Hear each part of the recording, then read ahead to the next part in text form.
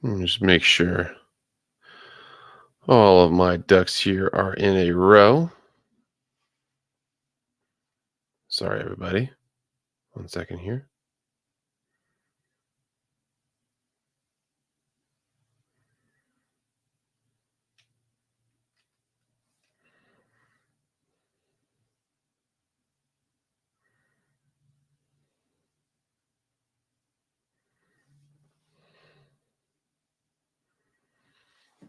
Okay. What is up, everybody? How is everybody doing? Gosh, if I don't do a live read, it always gets a little weird. But thank you so much for joining me. Again, if we are going at a time when not a lot of you are watching, that is totally fine. It is currently 11 p.m. on the East Coast of the United States. I'm just sitting here right before bedtime, just trying to make sure I can wind something down because there was so many things that are happening in the college sports realm, especially affecting college football. And as a matter of fact, if we're just being honest here, this is mostly revolving around college football. So what I wanted to do is I want to go through a couple of things here. First, it's not a matter of if, it's a matter of when the NCAA is going to die. I know for a lot of you are probably thinking like, well, that's the biggest statement in the world. I wanted to make sure I could go through some of those specifics because it's a multi-front war. It's a multi-front battle. It's going to happen in many different ways. I want to make sure I can highlight how those are going to happen, where they're getting hit from, and so on. The fact that not only, like I said, a multi-front war, it's one of those things where in World War II, Hitler's big mistake was starting a war on two different fronts, starting a war on an Eastern front and starting a war on a Western front when he should have just gone to war with one, finished that opponent, and turned around and went to the other. He started on two fronts, eventually got completely caved in on. And again, I think that unfortunately for the NCAA, they could only wish that they had two fronts because currently I have at least what do I have? I have at least seven, well, 6 or 7 fronts that they're fighting on right now, and multiple other players who were joining the war to take them down. So we're going to go through that, kind of how the NCAA is going to die, what their current opponents are, because there are many opponents. And there was a huge ruling just came through just earlier today that I mean, absolutely ginormous ruling that came through earlier today in relation to factoring athletes as employees. And again, it factors into, it has such unique language that, or such specific language that it basically states the fact that, like, hey man, it doesn't matter where you're at, doesn't matter what you're talking about, these are employees for multitudes of different reasons, how much money they make, whatever you're trying to say, that's not, whether or not they're profitable, that's not an important designation. There are multiple reasons why. We're going to go through that here in a sec. Also, I want to make sure I talk about some of these power to breakaway falsities. There's a couple things that I wanted to address because a lot of people are scared because of one of the fronts that has declared war on the NCAA, a front that is actually probably needed, as declared war on the NCAA. And then also to go through the Pac-12/2, Pac-212, whatever the hell that is, go through their, how do I say, a last ditch effort to get some sort of clarity in their current negotiations, in their current, kind of the lack of concreteness they have in themselves. We're going to go through that in a second, just because I think that it's important to see kind of where they're aiming at, because the Big Ten has actually come forward with a couple of explicit desires, in addition to a couple of hidden desires from, I'm guessing, the Big Ten and the SEC as well. But at first, let's get into the big news here, because just this last week, there was some allegations. Oh, there was an investigation into the University of Tennessee against some illegal recruiting, violations for Nico Lviv. I can't even say his name. I'm not even going to try to say his name. But what happened from that was a lot of people thought, oh, well, the NCAA is picking them out. Oh, ha ha ha. We could know this. Oh, it's Tennessee. Oh, it's this. Oh, it's Ole Miss. Oh, it's this. Well, unfortunately, Tennessee didn't just take it, on the chin. They decided to fight back. Give me a second here while I present my screen.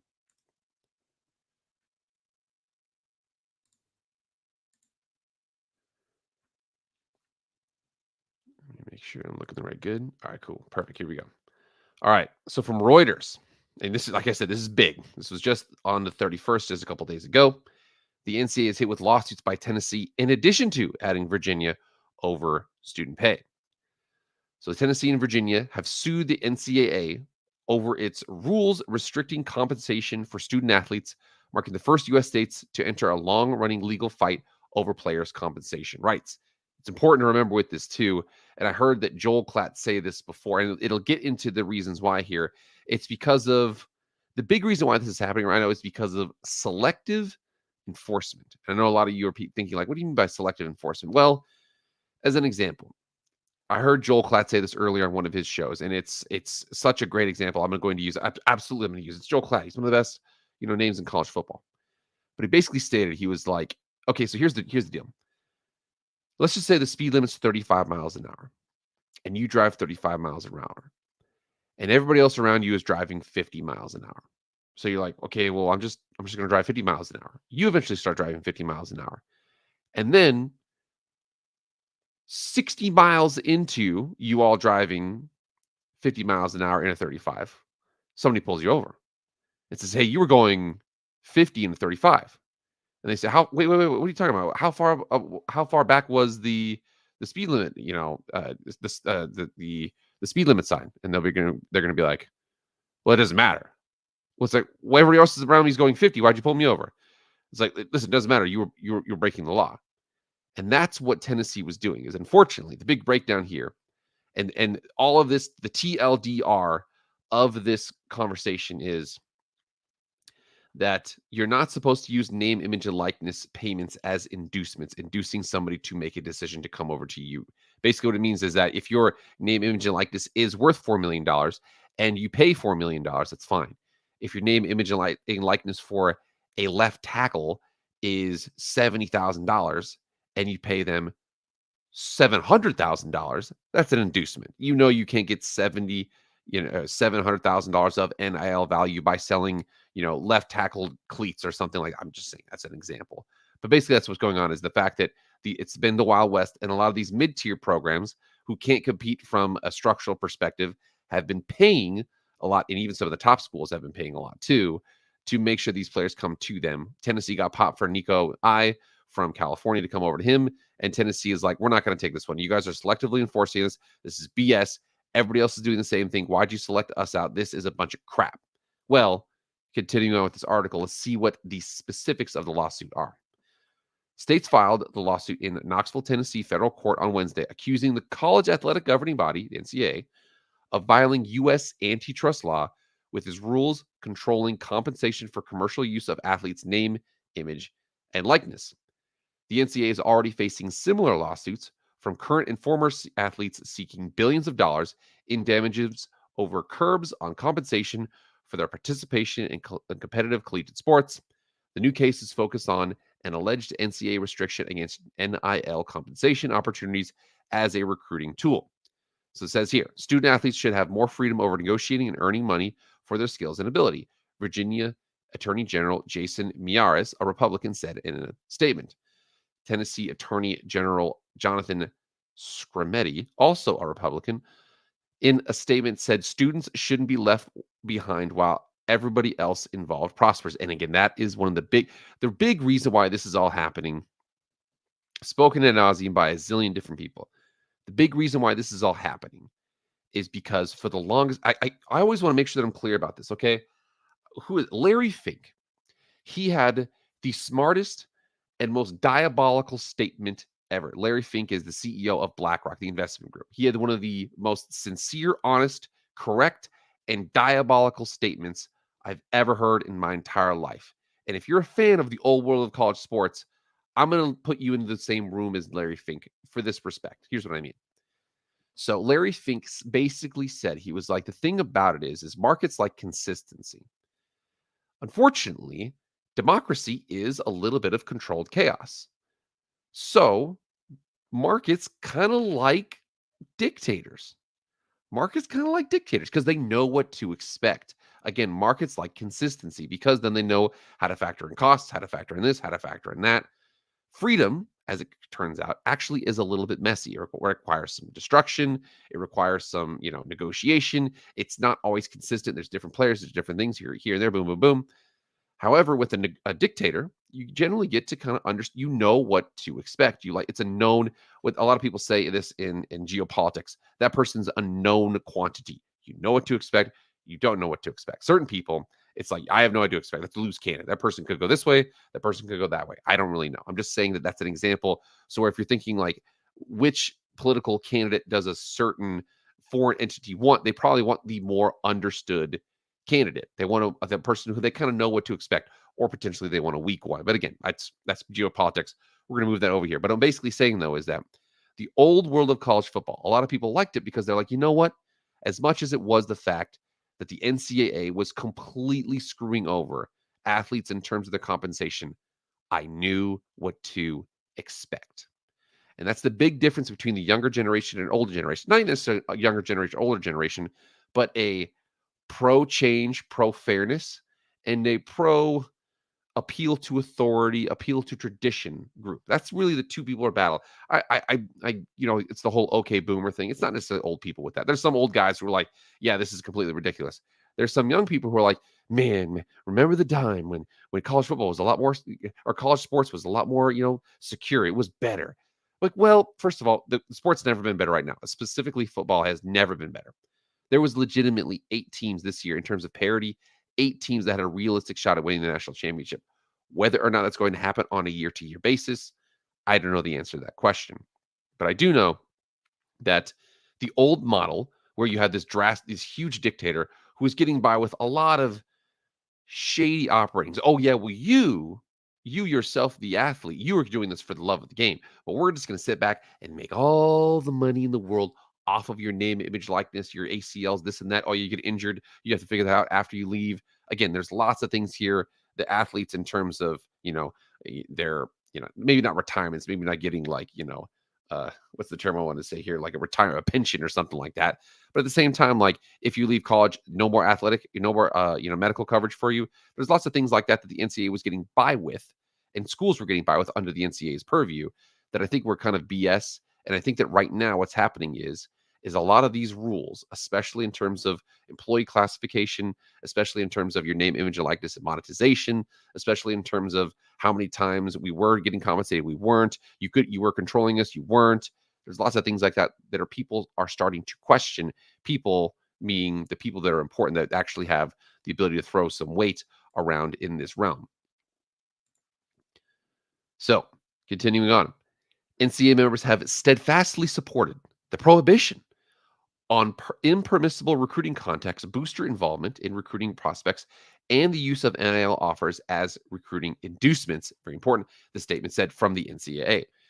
The states that have asked the court to issue a temporary restraining order by February 6th, the day before the signing period begins for football in NCAA's D1, the highest level of college athletes, the highest level, and if we're being honest here, the majority of the money. I heard, as an example, I heard recently that football makes 80% of basically the revenue for universities from an athletics perspective, and of the top 19 universities, they account for 75% of the viewership. So it basically means is like 19 football schools account for 60% of all of the revenue made across all sports and all universities in the entire country. That's absolutely shocking. Following a 2021 U.S. Supreme Court ruling, the NCAA began allowing current students, athletes to make deals with third-party vendors that use their name, image, and likeness. The new lawsuit accused the NCAA of, quote, trying to stop NIL market from functioning, including in the recruitment process for new students. The legal team representing Tennessee and Virginia include attorneys from the conservative-leaning law firm Consovoy McCarthy. The firm has represented some Republican-led states in lawsuits over regulatory and other matters. In California, a related trial is scheduled for January 2025 among current and former NCAA or former students who have also sued the NCAA over name, image, and likeness compensation roles. A group of states and the U.S. Department have separately sued the NCAA over restrictions imposes on some transfer students' eligibility to play for another team at their new school. A judge has issued an injunction temporarily pausing the curbs. And then again, here we see the case of the state of Tennessee and Commonwealth of Virginia versus the NCAA for plaintiffs. This is, like I said, this is happening right now. There's multiple lawsuits. I want actually to get through some of the specifics here because it is crazy when you see this really quickly here. So let's go to stop share. All right, now I don't know how I'm going to share this one. We're gonna try this real quick. I got myself a little bit of a slideshow. We're gonna try and show here. Oh, this is terrible. Sorry, everybody. Stick with me. Okay. What are we going to do here? Window. This one. Share. And then what we're going to do is we're going to hit this. Boom. Right there. So, current threats to the NCAA. There's just the legal realm. Again, like I said before, we were talking about the death of the NCAA. Just from the legal perspective, there's currently 5 lawsuits / legal cases they're going up against. One here was House versus NCAA, talking about TV revenue for 14,000 student athletes. House, I believe, was a former tennis player there. The National Labor Relations Board versus the NCAA and USC, classifying football and basketball players as employees. That's a specific issue here that we're going to kind of address there. So that's another one here. Another one is an NCAA appeal of a Pennsylvania legal effort to pay players wages for time. How often they spend 30 hours a week on this. They need to be paid for hourly wage, blah, blah, blah. That's also currently happening. In addition to plaintiff Chubba Hubbard and others versus the NCAA for damages from Power 5 conferences. That one is important because it affects all Power 5 conferences from a historical perspective, including the the Pac-2, Pac-12 2 teams. So those assets that they have, some of that might have a chunk of change taken out of it. And the last but not least here is the Dartmouth versus the NLRB about employee classification for basketball players. That actually has come to a close with a ruling that just happened, which I'm letting you know right now is not going to go the way that the NCAA wants it to at all. We are going to go ahead and share our screen here because we see the fact that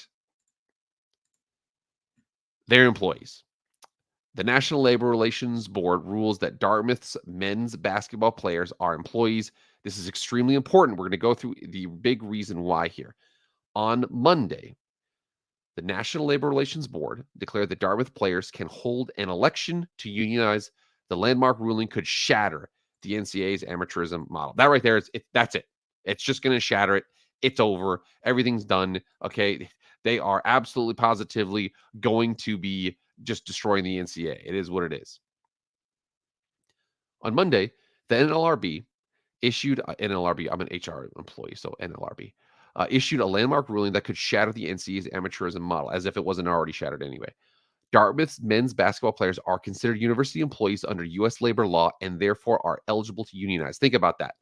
A small private school in New Hampshire had a ruling based on their basketball players, a sport that doesn't even make any money. They even mentioned the fact that it doesn't make very much money. They are going to be the straw that broke the camel's back with the NCAA. Quote, because Dartmouth has the right to control the work performed by Dartmouth's men's basketball team, and the players perform that work in exchange for compensation. This is crazy. They actually don't even get scholarships. I find that the petition for basketball players are employees with the meaning of the National Labor Relations Act with the 26-page, unquote, with the 26-page decision reviewed by Front Office Sports, read. Quote, additionally, I find that the asserting jurisdiction would not create instability in labor relations.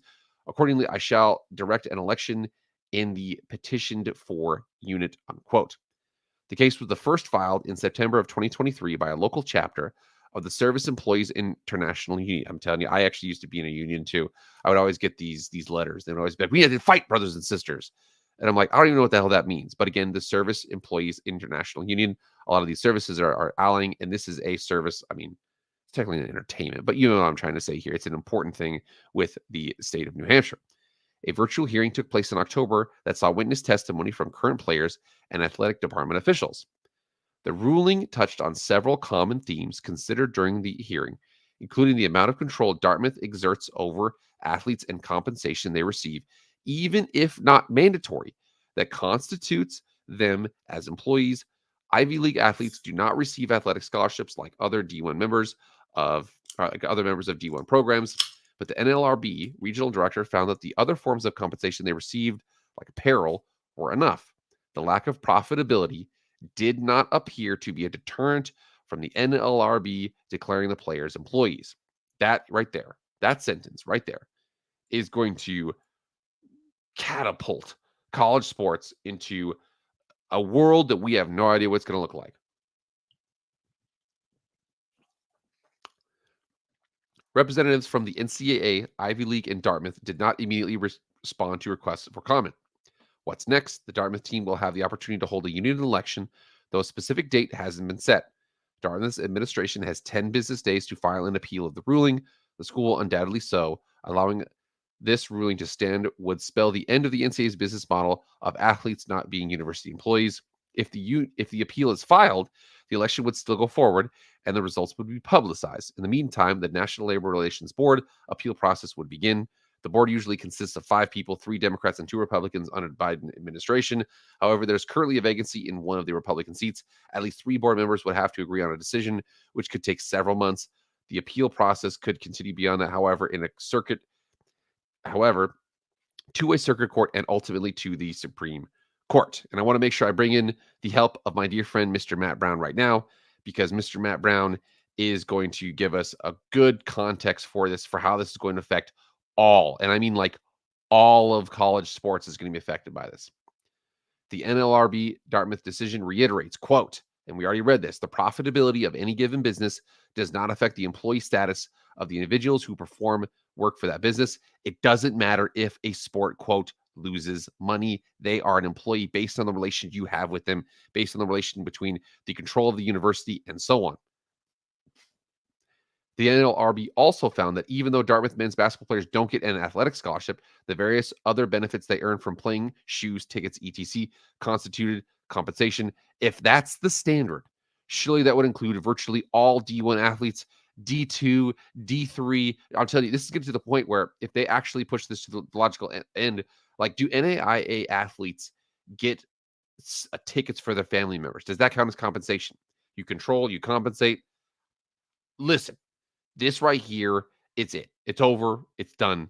Okay, we all knew it was going to happen, but I just want to make sure that we can reiterate the fact that this is where we are at. Now, I want to make sure I can bring up my second point here because I want to talk about this front. There's an additional front that we need to discuss. One second here. Like I said, I'm still bad on this screen share stuff.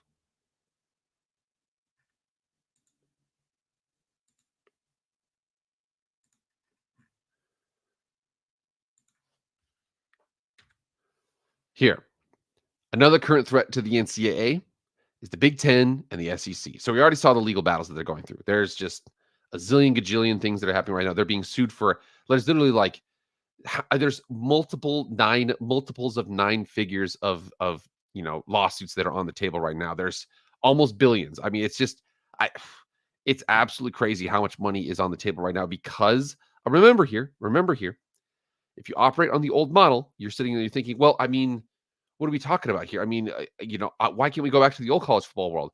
Well, the old college football world, again, just like Larry Fink, it was under a dictatorship. Yes, you knew what to expect of it a little bit more, but at the same time, it's not fair, and you might need a little bit of destruction here. I'm just saying that's all I'm saying with here. The current threat to the NCAA, like I said, Big Ten and the SEC. One, they formed an advisory group. It was formed a couple of days after the Tennessee and Virginia's lawsuit of the NCAA. And a big conversation we're going to start here is about a Power 2 breakaway. So, one second here while I bring up my other article here. So, Big Ten and the SEC form advisory group as conferences bond tightens. So, Heather Dinich, Big Ten and the SEC have formed a joint advisory group of university presidents, chancellors, and athletic directors to, quote, address the significant challenges facing college athletics and how to improve the student-athlete experience. This right here happened. This was as of Friday. The ruling on the 31st was when they had the lawsuit. Like I said, this was like a week period where it was like recruiting violations for Tennessee. Tennessee's fighting back. And then the SEC even and the Big Ten are like, let's form together and see what we can get our kind of a little, a joint task force to kind of address some of this stuff. The article continues. The move is significant because it reflects a growing relationship between the 2 largest and wealthiest conferences and their respective commissioners as the balance of power continues to tilt in their favor in the evolving collegiate landscape. Sources have told ESPN that Big Ten Commissioner Tony Petitti and SEC Commissioner Greg Sankey have been working closely together for more than their predecessors had, at a time when conference expansion has further separated their leagues from the other FBS conferences. Like I said, the SEC will welcome Oklahoma and Texas, while the Big Ten will add Oregon, Washington, UCLA, and USC from the Pac-12 that is on the verge of extinction. It's still alive. We're going to get to that in a second here. It's still alive technically, but we're going to get to that in a second. The advisory group was formed in reaction to, quote, recent court decisions, like I said, that Tennessee one we just talked about, pending litigation. Like there's 5 pending litigations as of right now that I can count, a patchwork of state laws and complex governing proposals, according to the Big Ten's news release. The Big Ten and the SEC have substantial investment in the NCAA, and there is no question that the voices of our two conferences are integral to the governance and other reform efforts, quote, Petitti said in a statement. Quote again, we recognize our similarity in our circumstances as well as to the urgency to address the common challenges we face. The Big Ten and the SEC advisory group will act as a consultant to the leagues, but won't have the authority to implement changes. A lot of people were concerned about that. Well, we're not concerned. A lot of people had hypothesized, what does this mean? Does this mean we're going to have a breakaway of the Pac-2? Is this going to be an alliance thing where basically what was happening was Kevin Warren allied with the ACC and the Pac-12 to basically freeze them, figure out the contract negotiations, and then ultimately go to the point to where you can add those other 2 teams? I don't really know there. I just know that it was kind of a unique situation, especially when they added USC and UCLA. They had the alliance and then they betrayed them. I think Greg Sankey is a little more savvy than that. But again, I know that there's one member. Texas A&M is a little perturbed that Texas is in the SEC now. So could Texas A&M be a team that the Big Ten wants? Presence in Texas, outside of Houston. I mean, I'm not going to, we could speculate that all day long. There's plenty of channels out there that do that. I want to just talk about what this advisory group means. Like I said before, it won't have any authority to implement changes. Its composition and timetable and the specific issues it will tackle are still unclear. What it has done, though, is further bind the 2 behemoths together. Quote, there are cultural and social impacts of our student athletes, our institutions, and our communities because of the new collegiate athletics environment, Sankey said in a statement. We do not have predetermined answers to the myriad of questions facing us. We do not expect to agree on everything, but enhancing interaction between our conference will help us focus on common sense solutions. Here's what I'm thinking here. With this, a lot of people instantly jump to the Power 2 breakaway. Power 2, we would talk about that forever. First of all, I'm going to let you guys know, there is no Power 2. There's none. Whenever you talk about a Power 2 breakaway, that's like saying the Power 2 media providers, the ESPN and Fox. Technically, that's true. But in reality, the power brokers of college football are the fans. If we're being honest here, because here's what I mean by that. Because ESPN and Fox respond to the fans. They have to respond to the fans. Well, actually, technically, they respond to the advertisers who respond to the fans. That's actually technically how it goes. It's viewer to advertiser, advertiser to network to provider of the sport. That's the direction it kind of goes there. So with this, a lot of people are saying, oh, the SEC and the Big Ten. First of all, the SEC and the Big Ten aren't even really in charge of themselves. Because if I were to tell you that the SEC and the Big Ten are going to stay themselves, let me ask you, who has more power? I'm going to put a group of schools, and then I'm going to put the rest of the Big Ten and the SEC in a group. Okay, so the SEC and the Big Ten, everybody over here, except for in the group 2, SEC and Big Ten, but I take out LSU, Alabama, Georgia, Michigan, Ohio State, Penn State. I put those 6 schools over here, everybody else over there. Who has more power? Yeah, this one. 100%. Michigan, Ohio State, Penn State, Alabama, Georgia, LSU. And then I think actually, you know what? I'll pause on that. Add Oklahoma and Texas over there. Now it's not even close. It's not even close. Okay? No. The USC, nope. USC, nope. Washington, Oregon, nope. Those 8 versus everybody else, not a question. That's the most powerful group. Okay. So if this was actually going to be what it's going to be, we're talking about a Power 1 where they kind of get rid of the lower half of those leagues. I've been talking about that for a long time. But again, I want to make sure you're clear about this. You see what this says here. I think this is more of a shot across the bow. I think that's the term you use, shot across the bow. Basically just like a warning shot, a chest bump. What are you going to do? Because right here, the Big Ten and the SEC advisory group will act as a consultant to the leagues.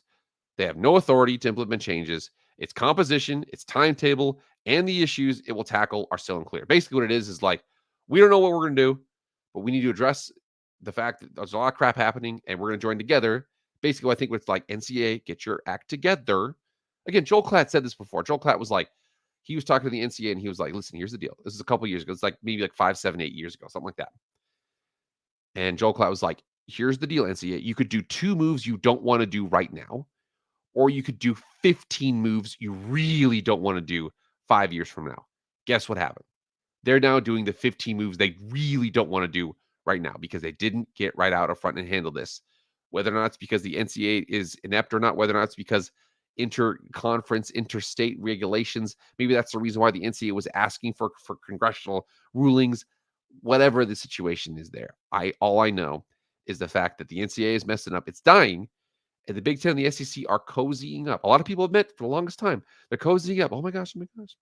I want to actually address some of that because I actually have a perspective here as to why a power two breakaway has a lot of issues with it. And the fact why I think that it won't happen, I do think still that they are the main 2 power brokers in college football. It's not a question. It's not a question at all. Here is what I mean. One second here.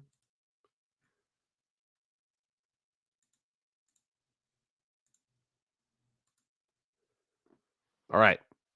Power two breakaway issues. There's a couple things here. 1, antitrust laws. 2, Big 12 basketball. 3, regression in the sport expansion. We'll get to that in a second. And 4, and a small one, but SEC crap week. Okay.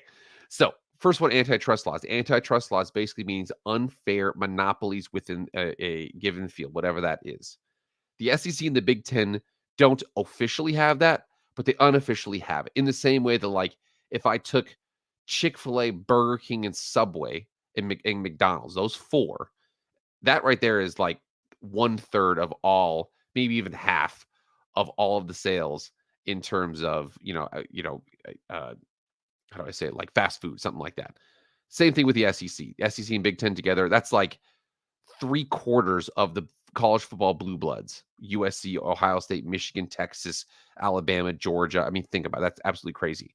But with the antitrust laws, you got to kind of overcome that. So they could form their own breakaway. It'd be a lot of red tape. There'd be a lot of complications with that. But the big thing with that is I think that the rest of the universities would have the ability to be like, okay, that's not really fair that you separate from us. We've already had this thing going. You've already got your conferences, everything's set that like that. I think that's a lot harder of an issue. And I'm not 100% sure if the power to want to actually break away in the way we think about it like that. So the first one there is antitrust laws.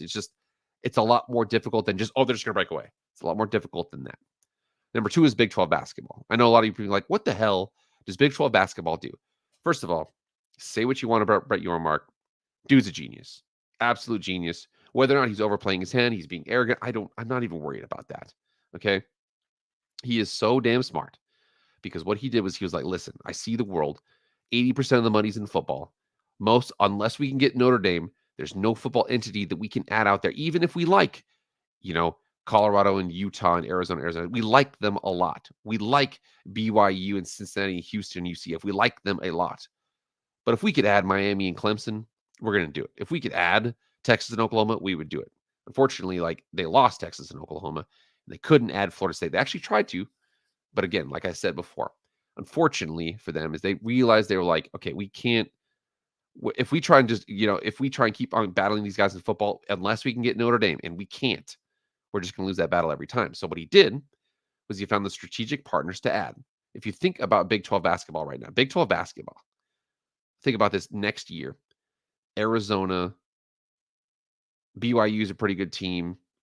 Baylor, Houston, Kansas.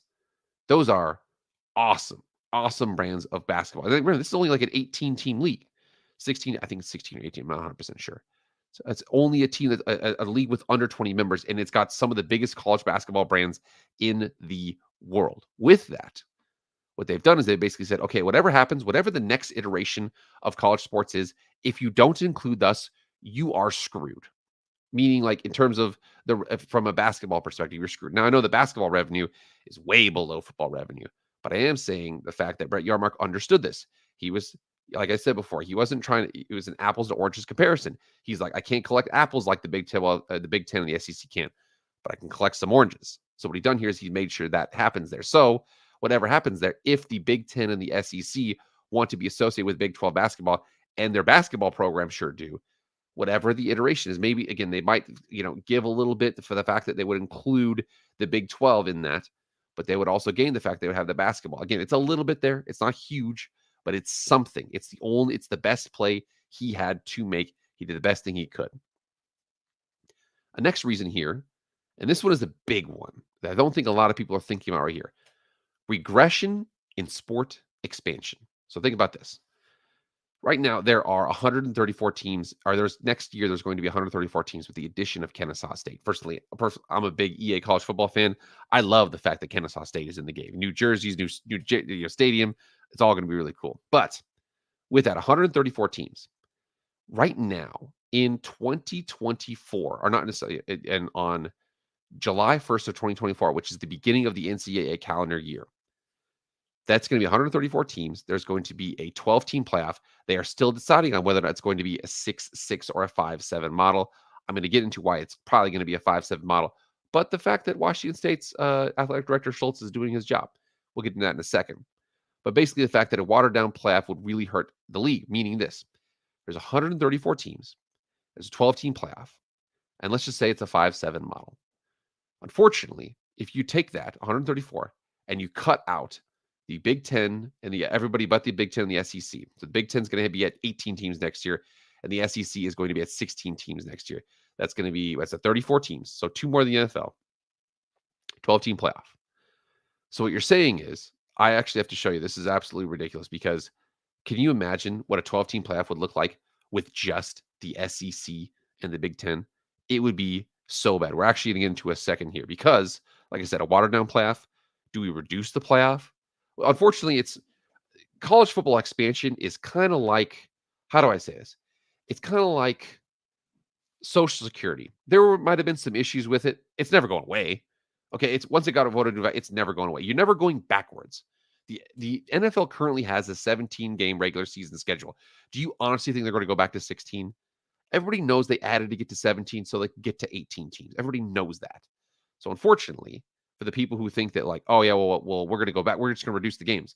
That's not on the table. Meaning, if you don't reduce the games, you don't reduce the playoffs. Because, as an example right now, in the FCS doesn't have conference championship games. No conference championship games. But they have a 24-team playoff. Let me think about it. That's 24-team playoff with 8 first-round buys. So there's 16 teams play the first round, and then the 8 more jump in, and they go on from there. Unfortunately, for college, for FBS, I don't believe that they want to get to a 2014 playoff. That's a lot of games. First of all, that's another limitation. It's just how many games you can play. So as much as like conferences can't get 60 members, there's not going to be 3 conferences with 60 members. That's just going to be so goofy. There's so many teams that will not even touch each other. It's such a weird part there. But I will say the fact that when you look at this, watered down playoff, meaning that like, could you imagine? I'm actually going to go through right here to show you what a playoff would look like between the Big 12 and the SEC. It was, I think the first round was Northwestern visiting LSU. Yawn. Absolute yawn. Go look at that right there. Go look at the standings for that. It would, I actually put the standings in the description so you could find it. It would be an absolute yawn of a playoff. That's one thing. So one that you have to tell the TV partners, like, first of all, we're not even sure if these mid-tier brands are capable of attracting people like we want them to, so we might not even include them. That's one. 2, do we reduce the amount of playoff games? First of all, the TV partners are like, absolutely not. We love these playoff games. These playoff games give us top-flight matchups. We wanted to add Oklahoma and Texas to these leagues, USC and UCLA to these leagues for more top-flight matchups. The last thing we want to do is reduce what we're trying to expand. You wouldn't want to do that either. Do you want to take away conference championships? Absolutely not. There's a lot of issues with that. And then last but not least, a really small one here. But imagine telling the SEC, hey, by the way, no more SEC crap week. Because the Big Ten doesn't have a Big Ten crap week. They don't. The SEC, I know the SEC's argument, yes, well, we have a lot of interconference games late in the season that we'd like to play. Georgia, Georgia Tech, Florida State, South Carolina, Clemson, Louisville, Kentucky. I totally get it. But that would probably be, I don't know if the SEC is going to keep crap week. That's a small thing. The bigger one is that third one there, the regression and sport expansion. I think that if you look at it right now, I've done a couple of videos on this before. If you take the field, if you take the top of the G5, it's almost always as good or better than the middle and bottom of the Power 5, always. Now, again, you have a couple of exceptions. Like this year, Liberty got crushed. Whether or not Liberty should have been there or not, I know my boy Bronco Blademeyer, who's a Liberty alum, he says they were. I don't know. The year before, Tell USC, who was 1 2-point conversion at Utah away from being in the CFP, tell them that Tulane wasn't very good. That's what I'm saying. Tell Boise State, Memphis, UCF when they were there. Like I said before, the thing about this is, it only if you take that group, typically they're going to have 1 or 2 teams that can compete. Maybe not as many. Obviously, the group of 5 champion, so to say, isn't going to be a number 1 seed per se. But I am saying there's a lot of value in that. I think that the media partners would step in there because, unfortunately, like I said before, can you imagine like a 7-5 Indiana making a 16-team playoff versus a 6-6 South Carolina? Like, that's what we're talking about here. So I think that, unfortunately, the cooler heads will prevail. I think that there's a lot of issues with that. I also think that the Big 12 or the Big 10, the SEC, they don't want to separate completely. I do think what they want to do is they want to expand the playoff. We're going to get in that in a second here. But like I said before, with this, there's a lot of issues with the Power 2 breakaway. And I think that at the end of the day, the SEC and the Big 12 or the Big 10 want to have the rest of the members in college football. But maybe like we're going to be directing it now. And that's totally makes sense. I totally get that. All right. Last but not least, coming over here to an article about, because right now what we're going through is because of the reduction of the Pac-12, Pac-2. Basically, the problem right now is they're at a weird spot right here. Basically, the Pac-12, Pac-2, Washington State and Oregon State are like, can you guys just give us a second here? Can we operate as a 2-team league for a little bit here? The CFP committee is like, yeah, do your thing. Don't worry about it. You guys operate the way you want to operate. However, that doesn't mean they can't throw around their weight. I go into this article here because they are throwing around a considerable amount of weight that could potentially be turning off a couple of their, let's turn on easier, turning off a couple of their future people that they hope to work with. Here's what I mean. All right, we're going to go to this article right now. So, Dennis Dodd, just earlier today, the Pac-2's attempt to leverage the CFP amid final expansion negotiations. With just over 200 days until the kickoff of the 2024 football season, 2 schools are wielding power through 1 veto vote. Like I said before, okay, there's a game of chicken. They might be playing their hand over a little bit too much. If you're disagreeable, you generally get what you want in negotiations. The big 5 personality, traits, agreeableness. If you're disagreeable, you get what you want in negotiations. However, you're also more likely to have less friends because people just don't like you. I say that to remind you of our Mr. Schultz here from Washington State. On January 8th, the morning of the 2024 CFP National Championship, the commissioners and conference presidents who oversee the organization, known as the CFP Management Committee, met in Houston to finalize what was thought to be a formality. The goal, to address the final access point for the expanded 12-team playoff field starting next season. So if you think about this, this is like starting in July of 2024 is when this goes into effect. In the wake of realignment amid the demise of the Pac-12, not the demise, the drastic reduction of the Pac-12, because they still have the assets, they're still there. It has been thought that the 6+6 model, 6 conference champions, automatic bids, plus the 6 highest conference champions, plus the 6 automatic bids, or at-large bids, would become a 5-7 model, with the number of conference champion automatic qualifiers decreasing from 5 to 6. The 4 highest ranked such teams would receive buys into the second round. Sorry, Notre Dame.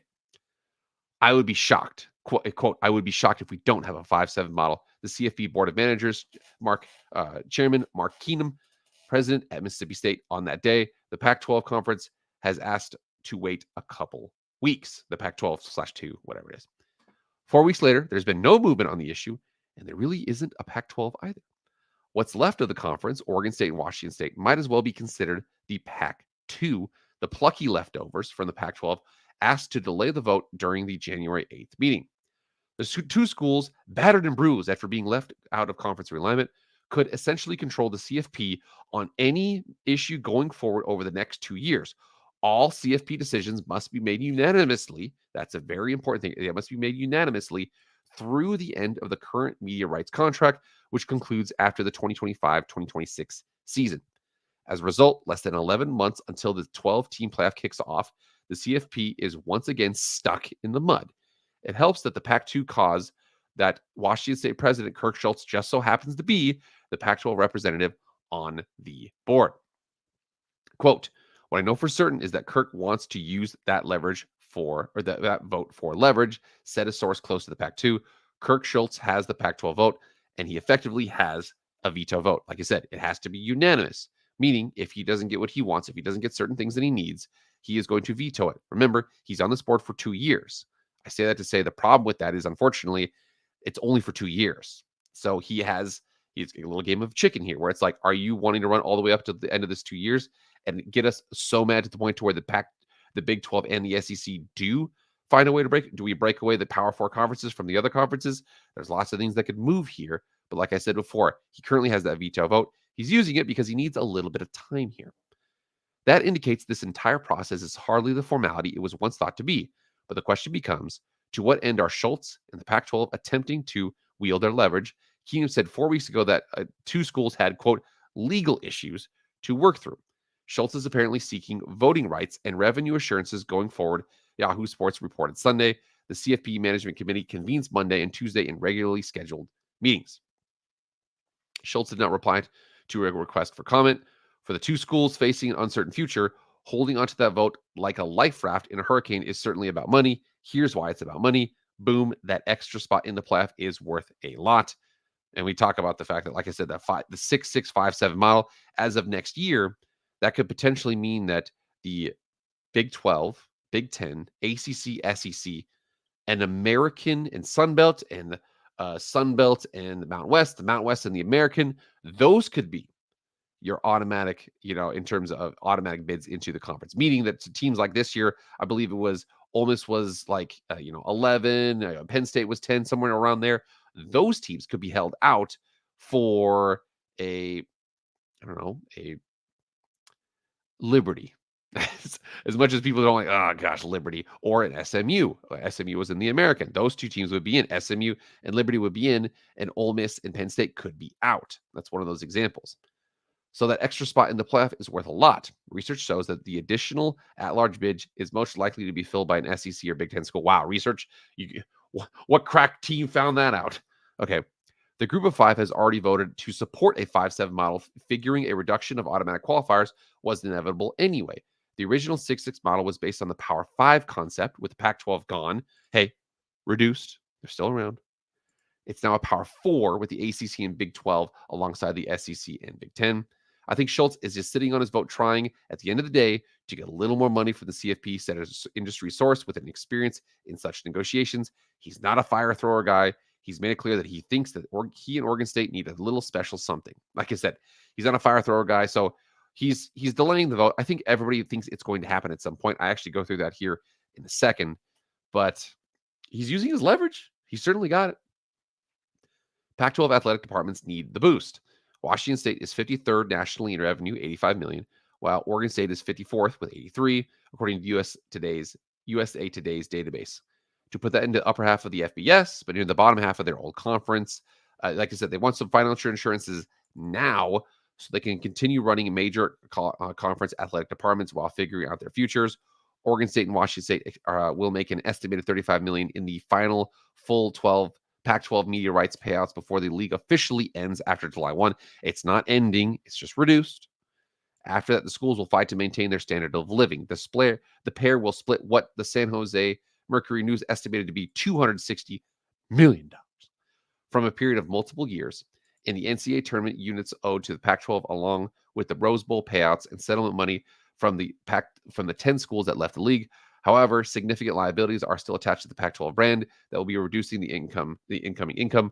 That one lawsuit that I mentioned before about the Pac-12, the Power 5, the Pac-2, even with the fact that we have 2 teams, is still implicated in that perspective there. So you got to look at that. Like I said, it talks about the fact that the 12 schools are on the hook for monies owed to former partner Comcast, $72 million, and potentially the Holiday Bowl, $3 million. There's a lot of things here that are going on. Like we said before, in the beginning in 2026, everything is on the table, including potentially the size of the playoff itself. Do Schultz and the Pac-2 have enough leverage to gain certain considerations beyond the end of the contract? The goal was to always just to buy some time, said another source close to the plight of the schools. The pair can shore up their finances by joining a new conference. The ACC and Big 12 are the most desired options. The Florida State's aggressive attempt to exit the ACC is garnering particular attention. What once looked like a process that would unfold over 7 to 10 years now may only take many months. again, so what's happening here is they're basically saying the fact that like Oregon State and Washington State are like, first of all, you don't even know if we just saw the Pac-12 fall apart. What if the ACC falls apart and we get invited in? Do we get control of those assets? We want to. Again, there's lots of questions that they're asking here, basically saying, can we get a little bit more time? We're probably going to go to 5-7. Can we get a little bit more time? Some more assurances here and there. They're just kind of doing whatever they can to find their way into that. It talks about the new subdivision. I already addressed the fact that that may happen, that may not. But NCAA president proposed a new subdivision that would cost an estimated $5 to $7 million annually per school to establish a trust fund for players. That's the $30,000 per player, whatever that is. Again, you understand that every Power 4 school must make budgetary plans for the House versus the NCAA lawsuit, which we just talked about. Again, there's lots of things here that the article continues on with. However, what I want to go through here is kind of like what I think is going to happen with this whole situation. One second here. Again, I keep on messing up this thing, but we're going to go with it. Window. Here we go. All right. So the Pac-12/2 possibilities. So will it be a 6-6 model or a 5-7 model for 2024 and 2025? Like I said before, it's still up in the air. It probably needs to happen before June 30th or on June 30th of 2024 because it goes into effect the very next day for the CFP. I bet it will be a 5-7, but some of those concessions will happen. Here's an example. So what if Oregon State is 10-2 and they currently have 7 conference games against the Mountain West and they go 7-0. They're 10-2 and they go 7-0 and they're the number 19 team in the country. Are they included? Like I said, could that be an argument for it unofficially winning the Mountain West title via non-conference games? Could you say you're a conference champion? You get an automatic bid. That's an argument. I don't know. Again, for 2 years, they have an unofficial thing. It counts as a non-conference game. I don't know, but would they want that written into language? That's a possibility there. Rumor has it that the CFP board will add a requirement, quote, eventually, that all conferences will have 8 members. Hint, hint, at Pac-2. Basically, what they're saying here is the fact that they're looking at like, all right, Pac-2, here's the deal. You have to get to 8 members by 2026, the season for 2026. You have to get to 8 members. It is what it is. Okay. Also, I think what happens here is I heard the rumor here that the Big Ten wants a 16-team playoff. Here's what I think is going to happen. 2024 and 2025 will be a 5-7 model. The Pac-2 will be 2 for 2 more years, 2024 and 2025.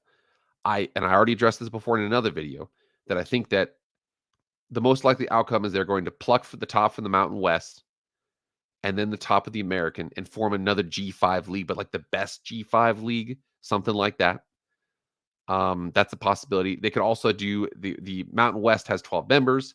If 9 of them vote to dissolve the conference, they could take 9 because there's a couple of them they would want to get out of there, but they have to take at least 9. Otherwise, there'd be a weird, complex legal situation where you said you were going to take us after we dissolved our conference, then you didn't, blah, blah, blah. So then you take those 11. So that's 13 teams. Or no, that would be 9 plus 2. That's 11.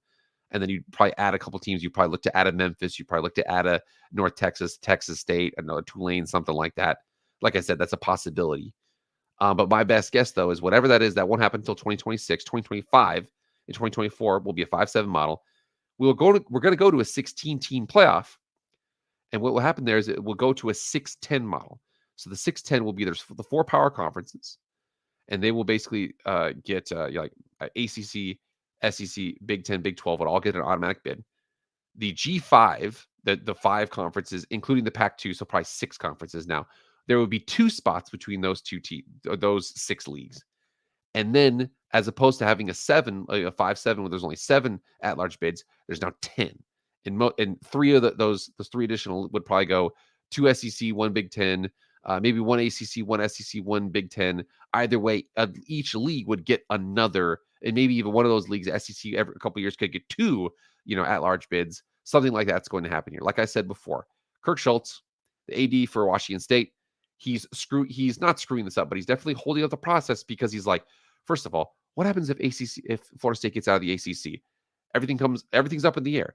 Is Stanford and Cal all of a sudden they want to come back? What do we want to do here? I'm just saying we don't know the answer to these questions. And Kirk Schultz is like, can we wait until we see some of this crap that's happening off the field get resolved? That's all he's basically saying there.